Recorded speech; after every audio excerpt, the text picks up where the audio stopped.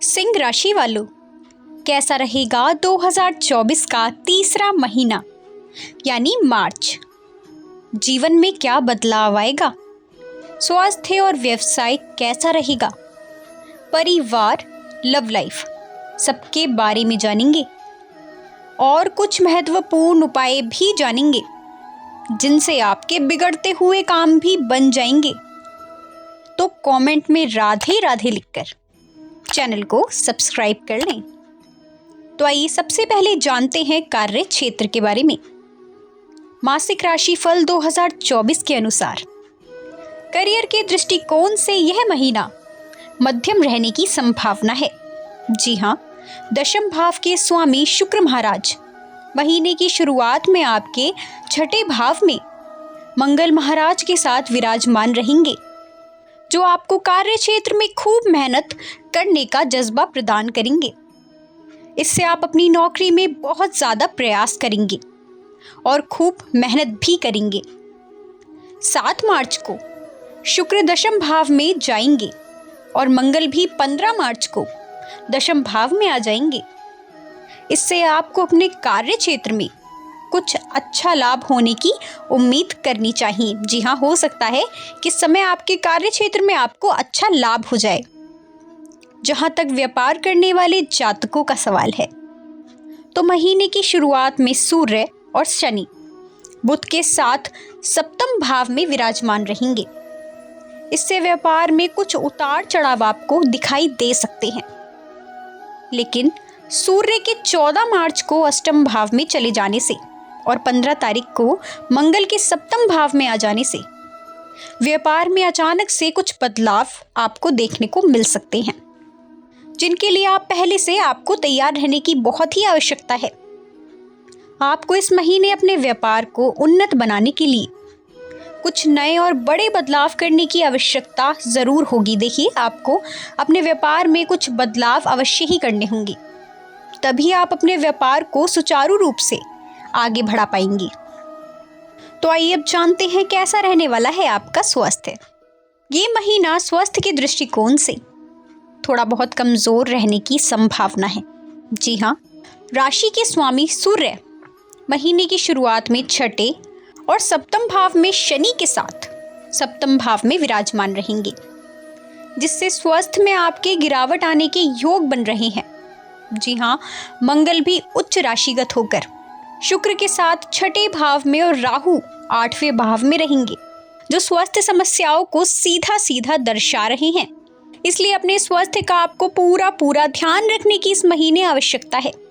देवगुरु बृहस्पति आपकी राशि पर दृष्टि डालकर आपको इन सभी समस्याओं से बचाने की पूरी कोशिश भी करेंगे। तो देखिए, यदि आपको कोई समस्या होती है तो बृहस्पति महाराज आपको पूरा बचाने के प्रयास करेंगे।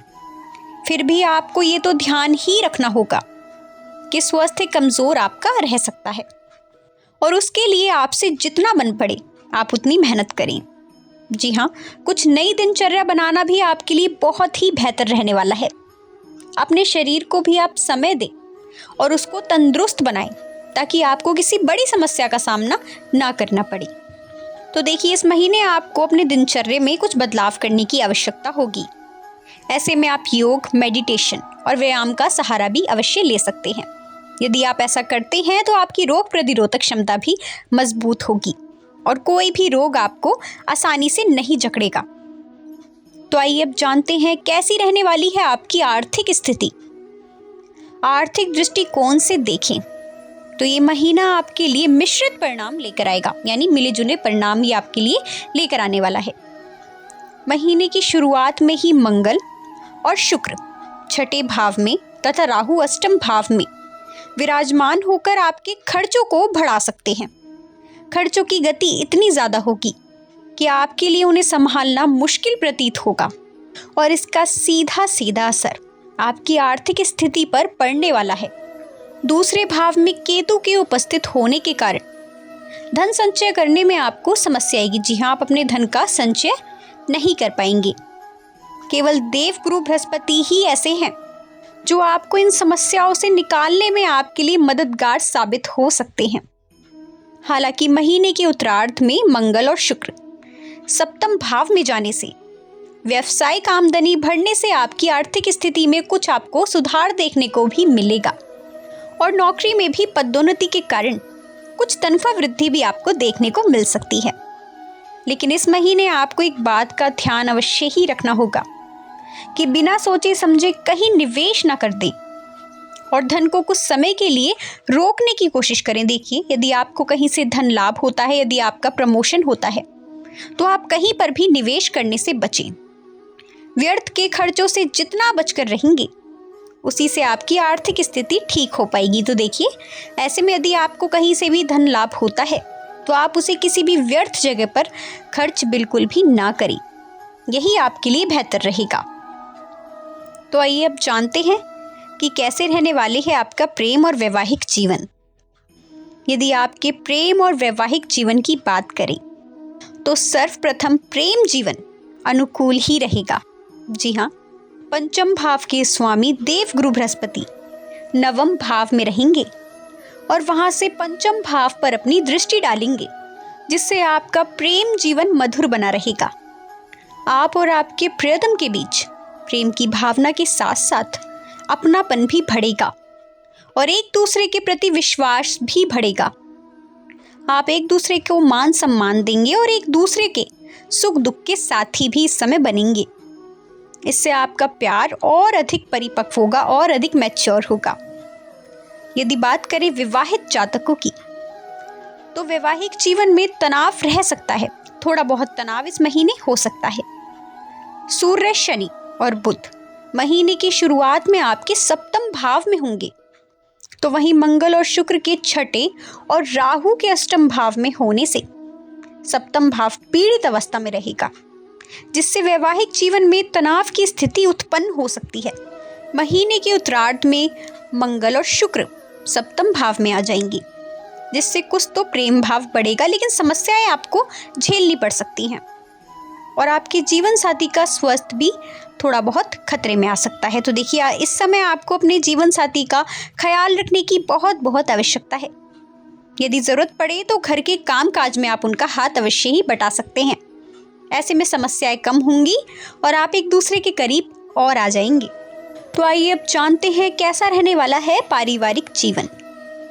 ये महीना पारिवारिक जीवन के दृष्टिकोण से उतार चढ़ाव से भरा रहने की आशंका है। दूसरे भाव में पूरे महीने केतु महाराज उपस्थित रहने वाले हैं तथा 15 मार्च से जब मंगल सप्तम भाव में आकर द्वितीय भाव को देखेंगे, तो वह समय आपके परिवार के लोगों के बीच में आपसी तनाव और टकराव को बढ़ावा दे सकता है। मासिक राशि फल मार्च 2024 कहता है कि आपसी सामंजस्य कमजोर होने के कारण अनेक चुनौतियों का सामना आप लोगों को करना पड़ सकता है और इससे परिवार में टकराव की स्थिति भी उत्पन्न हो सकती है। हालांकि बृहस्पति की दृष्टि आपके पंचम भाव पर रहने से आपको संतान और भाई बहनों से सुख प्राप्त होगा। चतुर्थ भाव के स्वामी मंगल महीने की शुरुआत में छठे भाव में होने से संपत्ति संबंधित विवाद आपके परिवार में जन्म ले सकते हैं। परिवार में कुछ अशांति का माहौल इस कारण बन सकता है, लेकिन महीने के उत्तरार्ध में इन सब चुनौतियों में कमी आ जाएगी और परिवार में फिर से सुख और शांति का वास होगा। हालांकि इस पूरे महीने आपके माता पिता के स्वास्थ्य में आपको थोड़ा बहुत उतार चढ़ाव देखने को भी मिल सकता है, तो आप उनके स्वास्थ्य का अवश्य ही ध्यान रखें। तो देखिए, सिंह राशि वाले जातकों के लिए मार्च का महीना मिले जुले परिणाम लेकर आने वाला है। तो यदि आप चाहते हैं कि इस महीने आपको किसी भी प्रकार की समस्या से दो चार ना होना पड़े, तो इसके लिए मैं आपको बहुत ही महत्वपूर्ण उपाय बता देती हूँ। जी हाँ, ये उपाय आपको अवश्य ही करने हैं। तो रविवार के दिन सूर्य देव को अवश्य अर्घ दें। जी हाँ, यदि आप प्रतिदिन दे सकते हैं तो बहुत ही अच्छी बात है, नहीं तो रविवार के दिन तो आप अवश्य ही सूर्य देव को अर्घ दें। शनिवार के दिन पीपल के पेड़ के नीचे सरसों के तेल के दीपक जलाएं और श्री बजरंग बाण का पाठ करें।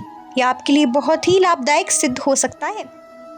शनिवार के दिन काले तिल का दान भी आप अवश्य ही करें, ये भी आपके लिए बहुत फायदेमंद रहेगा। और मंगलवार के दिन छोटे बालकों को गुड़ और चने का प्रसाद भी बांटें। देखिए, यदि ये उपाय आप अपनाते हैं तो इस महीने आपको किसी भी प्रकार की समस्या से दो चार नहीं होना पड़ेगा। तो जानकारी यदि लाभकारी लगी हो तो वीडियो को लाइक ज़रूर करें, कमेंट में जय श्री राम लिखकर चैनल को सब्सक्राइब करना ना भूलें, ताकि आपको राशिफल, उपाय और सनातन धर्म से जुड़ी वीडियोस समय समय पर देखने को मिलती रहें। धन्यवाद।